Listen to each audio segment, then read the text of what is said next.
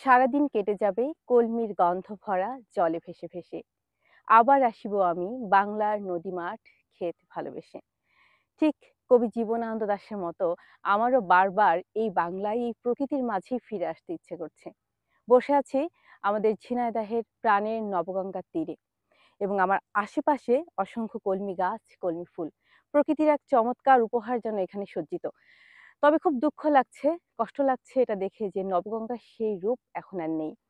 একদম জরাজীর্ণ, যেন দরিদ্র অবস্থায় নবগঙ্গাটা কোনো রকম একজন বৃদ্ধের মতো খুঁড়িয়ে খুঁড়িয়ে চলছে।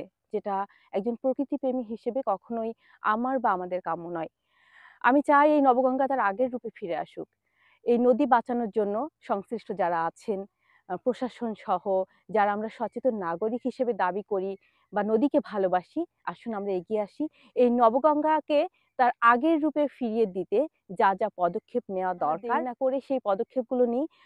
অন্তত আমাদের ভবিষ্যৎ প্রজন্মের কাছে এই নদীটা বেঁচে থাক, তারা জানুক, তারা দেখুক।